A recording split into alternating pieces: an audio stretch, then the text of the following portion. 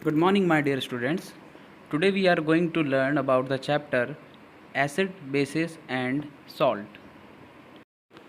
बच्चों, एसिड स्वाद में खट्टे होते हैं, हमारी बॉडी के लिए हार्मफुल होते हैं। वो लिटमस पेपर को ब्लू से रेड में कन्वर्ट कर देते हैं। जितने भी एसिड होते हैं वो कोरोसिव नेचर के होते हैं। बच्चों, इस स्लाइड में आप देख सकते हैं कि यहाँ पर लेमन और ऑरेंज आपको दिख रहे हैं। हमने ये हमेशा नोटिस किया है, इनके अंदर खट्टा स्वाद होता है। खट्टा स्वाद हमें एसिड की प्रेजेंस को बताता है। So we can say that acids are sour in test. बच्चों, एसिड भी दो प्रकार के होते हैं। Basically they are strong and they are weak. अगर मैं स्ट्रॉन्ग की बात करूं तो स्ट्रॉन्ग एसिड वो एसिड हैं जो हमारी बॉडी के लिए हार्मफुल होते हैं। एग्जाम्पल के लिए hydrochloric acid, sulphuric acid, HNO3 आप इस स्लाइड में देख सकते हैं। अगर मैं वीक एसिड्स की बात करूं तो वो एसिड्स जो हमारे आसपास के नेचर से हमें मिलता है, जो ऑर्गेनिक होते हैं, वो हमारे बॉडी के लिए हार्मफुल नहीं होते हैं। उन्हें हम वीक एसिड की कैटेगरी में रख सकते हैं।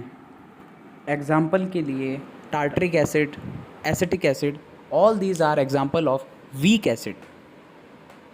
On moving further, now what are bases? Bases की फिज़िकल प्रॉपर्टीज़। बेसिस कड़वे होते हैं बच्चों स्वाद के अंदर। ये भी एसिड की तरह कोरोसिव होते हैं, लेकिन यहाँ पर कॉम्पोजिशन में हाइड्रोजन की जगह हाइड्रोक्साइड आयन पाया जाता है। यह लिटमस पेपर को रेड टू ब्लू कन्वर्ट करते हैं।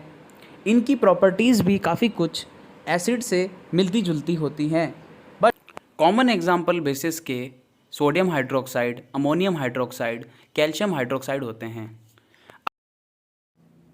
What happens to an acid और बेस इन वाटर सॉल्यूशन? पानी में एसिड और बेस को जब डाला जाता है तो वो किस तरीके से रिएक्शन शो करते हैं? हम जानते हैं कि एसिड में H+ आयन पाया जाता है। हमने यह भी सीखा है कि H+ आयन्स बहुत रिएक्टिव होते हैं। That is why they react with water molecule and form hydronium ion. The formula of hydronium ion is H3O+. अगर हम बेस की बात करें तो बेस पानी में घुलकर OH- आयन्स डिज़ोल्व करते हैं।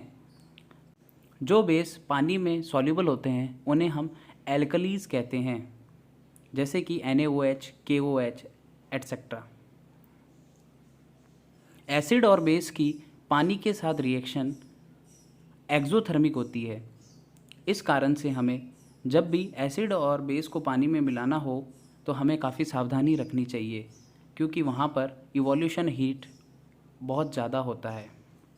Now we can move on the another topic that if acid and base will react together then what they will form. Acid और बेस को मिलाने पर न्यूट्रलाइजेशन रिएक्शन होती है और वहाँ पर सॉल्ट का निर्माण होता है।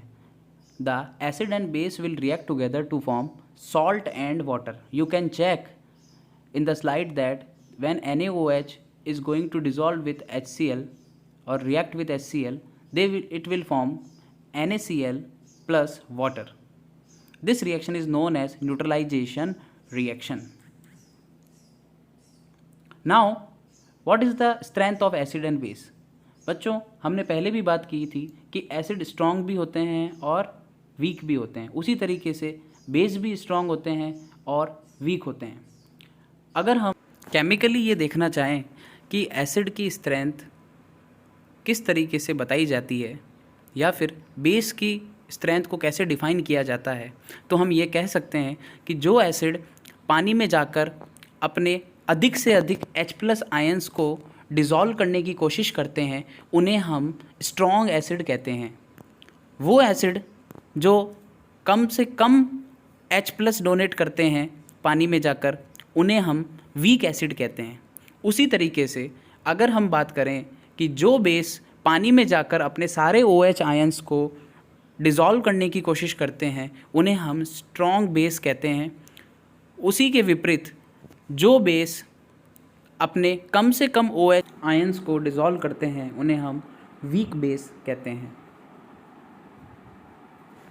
Here are some examples of strong acid, strong base, weak acid and weak bases. You can easily check out and learn from here. Thank you.